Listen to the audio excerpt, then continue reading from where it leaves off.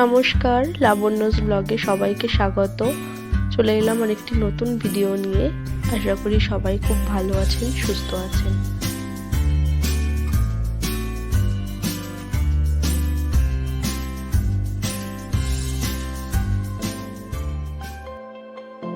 এখন সকাল 7টা বাজে আর সকালবেলায় আমরা বেরিয়ে পড়েছি। আমার 3 ভাই কাল রাতে এসেছে, তো আজকে ওদেরকে নিয়ে ঘুরতে বেরিয়ে পড়েছি। আমাদের ট্রেন সকাল 7টা 50-এ, তো চলুন যাওয়া যাক।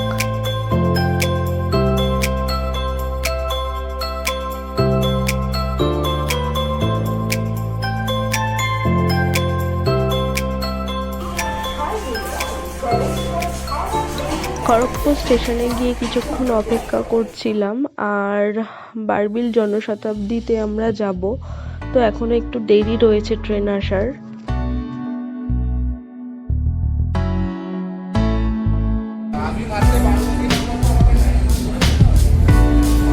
ট্রেন এসে গেছে আর আমরা ট্রেনে চেপেও গেছি। আমরা এখন যাচ্ছি ঘাটশিলা। খড়গপুর থেকে ঘাটশিলার ডিস্টেন্স ওই 1 ঘন্টা মতো টাইম লাগে। তো এই সব ট্রেনে তো একটু ট্রেন লেটও করতে পারে, তো দেখা যাক কতক্ষণ লাগে।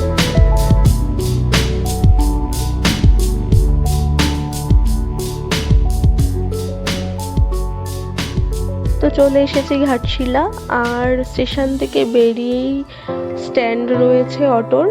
তো এখানে বিভিন্ন জায়গার যেগুলো ঘোরার স্পট, সেখানে কত প্রাইস ভাড়া সেই চার্টটা দেয়া আছে। তো আমরা যে ঘোরার জায়গাগুলো আগে থেকেই ফিক্সড করে নিয়ে এসেছিলাম, সেই অনুযায়ী ড্রাইভারকে বললাম, এবং সেই জায়গাগুলো টোটাল সবগুলো ঘোরার জন্য। প্রথমেই আমরা যে জায়গাটায় গিয়েছিলাম সেটা হলো এই রঙ্কিনী মন্দির। এখানে কালী মাতা পূজিত হয়, আর এই কালী মাতা রঙ্কিনী মাতা নামেই এখানে লোকালয়ে পরিচিত। তো খুব সুন্দর মন্দিরটা, চারিদিক খুব শান্ত নিরিবিলি একটা জায়গা। তো আমরা যখন গেছিলাম এখানে পুজোই হচ্ছিল।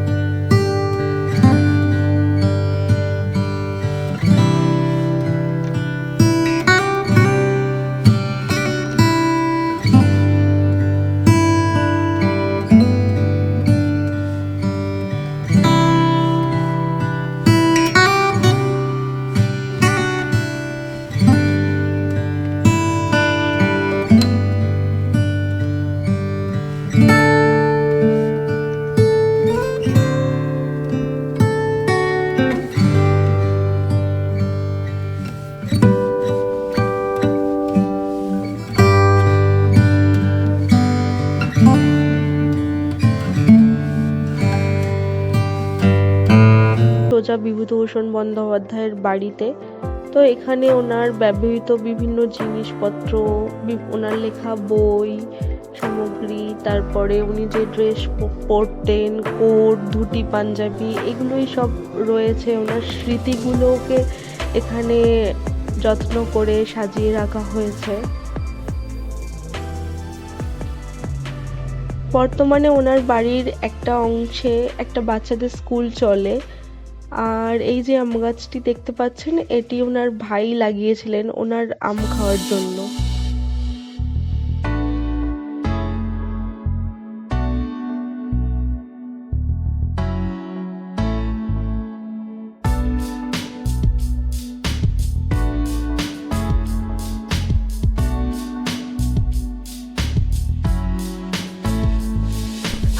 সুবর্ণরেখা নদীর তীরে এসেছি। এখানে জায়গাটা খুবই মনোরম, আর একটু সকালে আসলে মনে হয় ভালো হতো। খুব সুন্দর দেখতে জায়গাটা, আর এই পাশেই রয়েছে কপার মাইন। এগুলো সবই কপার মাইন। ওই দিকটা দেখাও একটু। ওই যে দূরে দেখছেন ওইটা হলো কপার মাইন। তো এখানে ওই দিক থেকে ফটোটা তোলা যাচ্ছিল না, কারণ নিষেধাজ্ঞা ছিল। তো এই সুবর্ণরেখার তীরে এসে আপনাদের দেখাচ্ছি। খুব সুন্দর একটা মনোরম জায়গা। তবে বর্ষাকালে আসলে এখানে অনেক বেশি জল থাকে, এখন জল অতটাও নেই।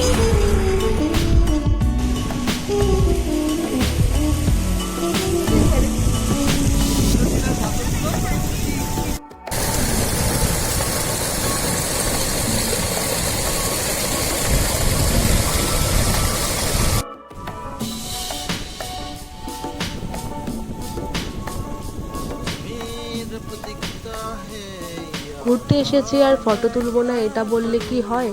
তো আমরা সবাই সেই জন্য এক এক করে এই জায়গাটায় খুব সুন্দর লাগছিল আর ফটোও তুলছিলাম।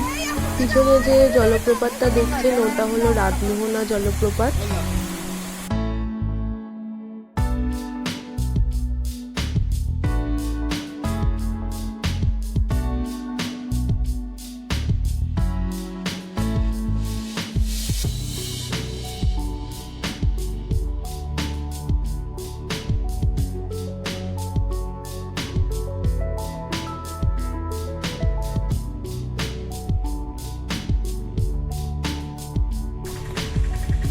আমরা এখন সিদ্ধেশ্বরী টেম্পলের পথে যাচ্ছি। এটা সিদ্ধেশ্বরী টেম্পলের রাস্তা, আর চারিদিকে শুধু শালবন আর মাঝখান থেকে এরকম পাথর ভেঙে রাস্তা করা। তো এখান থেকে হেঁটেই উঠতে হচ্ছে। আমাদের যিনি ড্রাইভার ছিলেন তিনি বলেছিলেন এটা সিদ্ধেশ্বরী মন্দির। তো তারপরে যখন হেঁটে পাহাড়ের গা বেয়ে ওপরে উঠলাম, ওখানের একজন বললেন যে না, এটা সিদ্ধেশ্বরী নয়, সিদ্ধেশ্বর টেম্পল।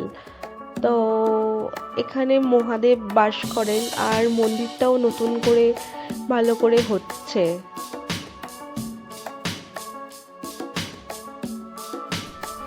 এই যে আমরা সিদ্ধেশ্বর টেম্পলের প্রায় কাছে এসে গেছি।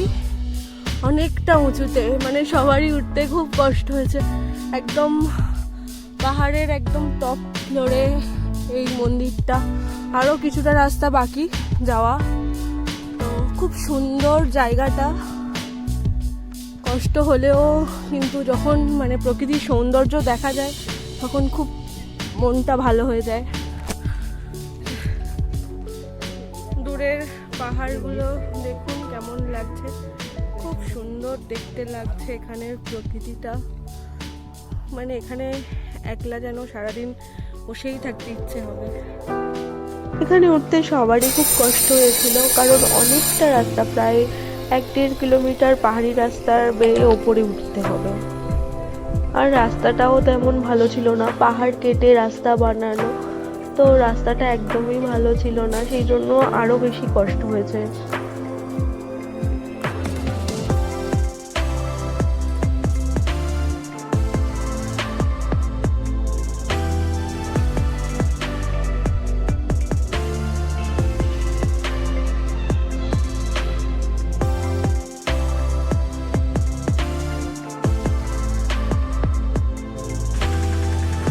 আমরা এখন চলে এসেছি গালুডি ব্যারেজ। তো এখানে চারিদিক পাহাড়ে ঘেরা একটা ব্যারেজ।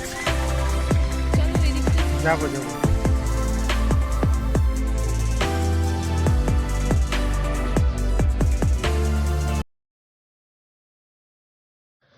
এই ব্যারেজের ওপর দেখুন এখানকার লোকাল মাছ বিক্রি হচ্ছে। মাছটা অনেকটা আমাদের দেশি পোনার মতো দেখতে, কিন্তু এটা কিন্তু পোনা মাছ নয়, এটা এখানকারই কিছু মাছ হবে হয়তো।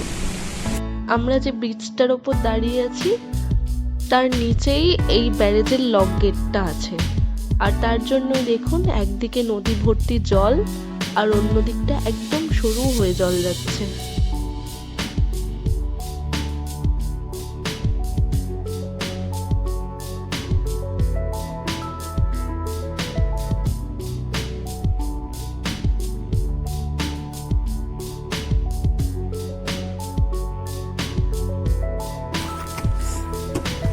তো আমরা এখন চলে এসেছি ফুলডুঙরি। এখানে বিভূতিভূষণ বন্দ্যোপাধ্যায় পথের পাঁচালী এখানে বসেই লিখেছিলেন। তো ওপরে এখন যাচ্ছি আমরা।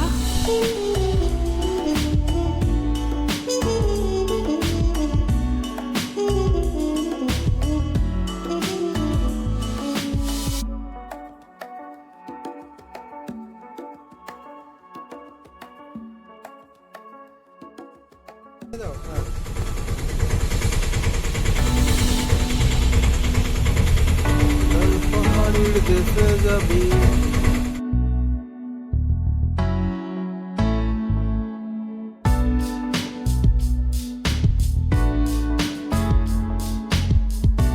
তো আমরা এখন যেখানে যাচ্ছি সেটাই হয়তো ঘাটশিলার সবচেয়ে সুন্দর জায়গা। লালমাটির রাস্তা ধরে অনেকটা যেতে হয়। এটা হলো বুরডি লেক। এখানে পৌঁছেই আমরা দুপুরের লাঞ্চ করেছিলাম। ভাত, ডাল, আলু ভাজা, পাঁচমিশালি সবজি, ডিম ভাজা আর দেশি মুরগির ঝোল। 50 টাকায় ডিম ভাত আর দেশি মুরগির ঝোল পার প্লেট 150 টাকা করে নিয়েছিলাম। 4 পিস করে মাংস থাকে। তবে এই মাংসটা পাওয়ার জন্য আগে থেকে ফোন করে জানিয়ে অর্ডার করে দিতে হয়, না হলে সাথে সাথে ওখানে পৌঁছেই যদি আপনি চান তো ওরা দিতে পারে না।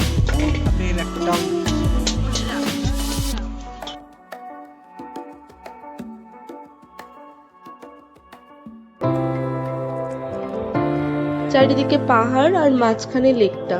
তো আমরা কিছুক্ষণ থেকে চলে যাচ্ছিলাম ধারাগিরি ওয়াটারফলসে, কিন্তু রাস্তা খারাপ হওয়ার কারণে আর যাওয়া হয়নি। ফিরে এসে ওখানেই আরো কিছুক্ষণ ছিলাম আর তারপরেই ফিরে এসেছিলাম ঘাটশিলা স্টেশন।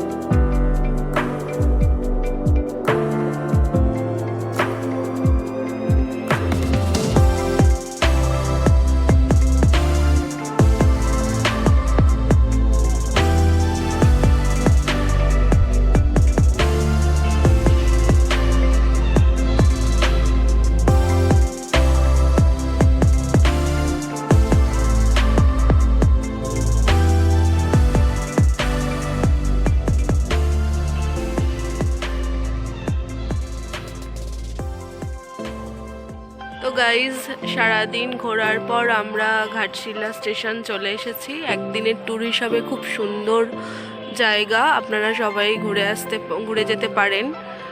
আর আমরা এখন বাড়ির পথে রওনা হব, আমাদের ট্রেন একটু দেরি আছে। তো এখানেই আজকের ব্লগটা শেষ করলাম। আপনারা সবাই